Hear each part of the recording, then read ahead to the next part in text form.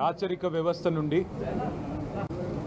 స్వేచ్ఛా వాయువులు అందుకొని ప్రజాస్వామ్య వ్యవస్థలోకి తెలంగాణ బిడ్డలు తెలంగాణ ప్రజలు అడుగుపెట్టిన శుభదినం 17 సెప్టెంబర్.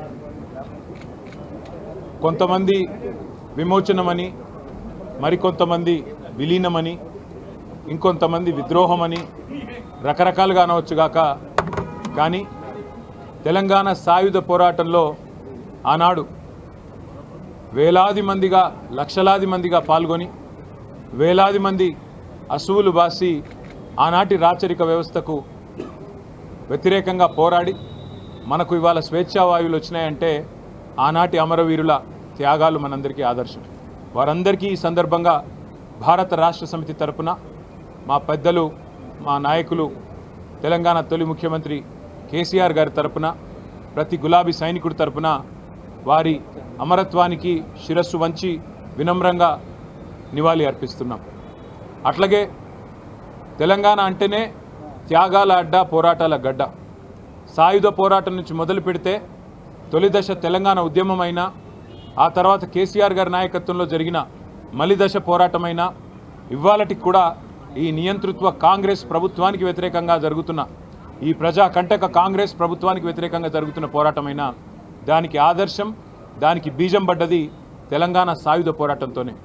ఒక షేక్ బందగి, ఒక దొడ్డి కొమరయ్య, ఒక ఆరుట్ల కమలమ్మ, ఒక ఆరుట్ల రామచంద్రారెడ్డి గారు, రావి నారాయణ రెడ్డి గారు, ఇట్లాంటి ఎంతోమంది పెద్దలు ఆనాడు పోరాట స్ఫూర్తితో బండెనక బండి గట్టి అనే అద్భుతమైన కవితలు రాసిన పెద్దల స్ఫూర్తితో మరి భవిష్యత్తులో కూడా ప్రజాస్వామిక ఉద్యమాలు నిర్మిస్తూ తెలంగాణలో తిరిగి సంక్షేమ రాజ్యం రావాలని, రైతు రాజ్యం రావాలని, తెలంగాణ ప్రజలు స్వేచ్ఛగా ఊపిరి పీల్చుకునే మరి నియంతృత్వ పోకడలు లేని ప్రజాస్వామిక వాతావరణం రావాలనే ఆశయంతో కేసీఆర్ గారి నాయకత్వంలో పోరాటం చేస్తూనే ఉంటాం.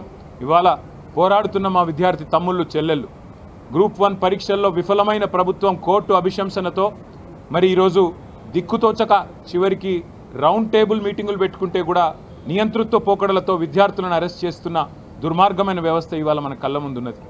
రైతులు ఇవాళ అల్లాడిపోతుంటే వారిని పట్టించుకోకుండా ఒలింపిక్స్ గురించి మాట్లాడుతున్న ఒక నీతిమాలిన ప్రభుత్వం ఇవాళ మన రాష్ట్రంలో ఉన్నది. ఇట్లాంటి నియంతృత్వ పోకడలను ఆనాటి తెలంగాణ సాయుధ పోరాట స్ఫూర్తితో ఎదురిద్దాం. ఎదురొడ్డి నిలబడి తిరిగి తెలంగాణను సంక్షేమ బాటన, అభివృద్ధి బాటన కేసీఆర్ గారి నాయకత్వంలో ముందుకు తీసుకొని పోదామని చెప్పి మా సోదరులందరికీ, సోదరిమణులందరికీ తెలంగాణ వ్యాప్తంగా ఈరోజు జాతీయ సమైక్యతా దినోత్సవంగా, ఎందుకంటే ఒకరు విమోచనం అనొచ్చు, ఇంకోరు విలీనం అనొచ్చు, ఇంకోరు విద్రోహం అనొచ్చు, కానీ ఇవాళ రాచరిక వ్యవస్థ నుండి ప్రజాస్వామ్య వ్యవస్థలోకి సమైక్యమైన రోజు కాబట్టి మేము దీన్ని జాతీయ సమైక్యతా దినోత్సవంగా గతంలో ప్రభుత్వంలో ఉన్నప్పుడు పాటించాం. ఆ రోజు జెండా ఎగిరేసాం, ఈరోజు జెండా ఎగిరేస్తూనే ఉన్నాం, ఈరోజు జెండా ఎగిరేసినాం.